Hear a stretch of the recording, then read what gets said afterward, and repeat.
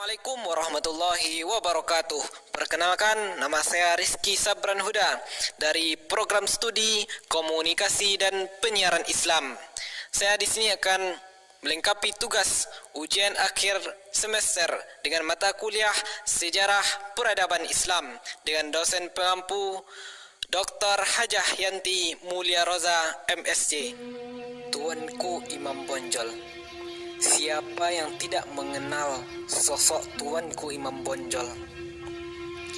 Masyarakat Minang selama ini dikenal sebagai suku dengan adat yang tak lapuk di hujan, tak lakang di panih, memiliki pendirian yang kuat dan tidak berubah-ubah.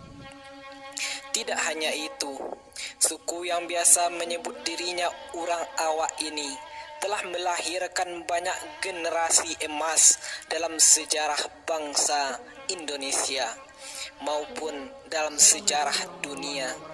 Salah satu tokoh yang banyak kita kenal adalah sang proklamator Muhammad Hatta. Tidak hanya menjadi pelopor kemerdekaan, Hatta juga terkenal sebagai ahli diplomasi yang disegani. Selain itu, dia juga dikenal dengan kesederhanaannya yang mengagumkan. Tidak berlebihan kalau gelar pahlawan disematkan kepadanya. Namun, Hatta bukanlah satu-satunya orang awak yang dihormati dan diabadikan dalam mata uang Republik Indonesia. Tokoh berikutnya yang dikenal adalah Muhammad Syahab atau lebih dikenal dengan Tuanku Imam Bonjol. Sosok yang satu ini sudah tidak lagi asing di telinga.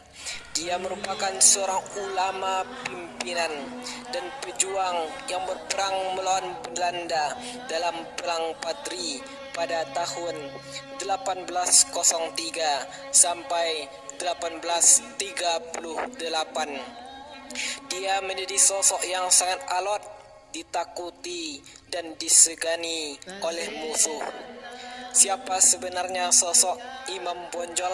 Yang dikenal santun dan tidak kenal kompromi terhadap orang yang di luar pendapatnya. Maka inilah yang akan kita kupas, siapakah sebenarnya Imam Bonjol tersebut.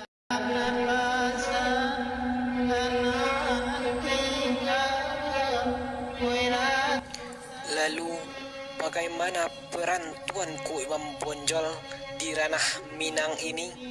Yang pertama, yaitu sebagai guru.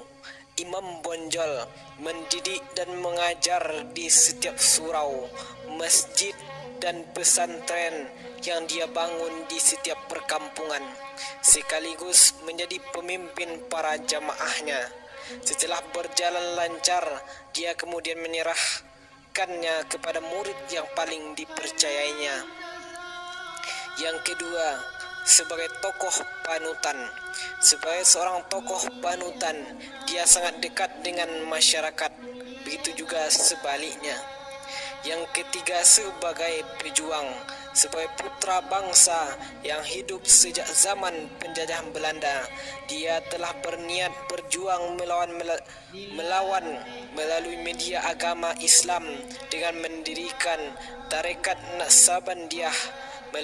Melalui tarekat tersebut, dia mengajarkan kepada murid-muridnya tentang pelajaran-pelajaran yang berhubungan dengan penjajahan. Inilah beberapa peran besar Imam Bonjol. Kemudian tidak hanya itu, Imam Bonjol memiliki pengaruh luar biasa dalam Perang Padri yang terjadi antara kaum agama dengan kaum adat. Disinilah peran Imam Bonjol menegakkan agama Islam yang murni, dijadikan sebagai panutan bagi kalangan ulama-ulama Minangkabau setelahnya. Mungkin hanya inilah biografi singkat yang dapat saya sampaikan. Assalamualaikum warahmatullahi wabarakatuh.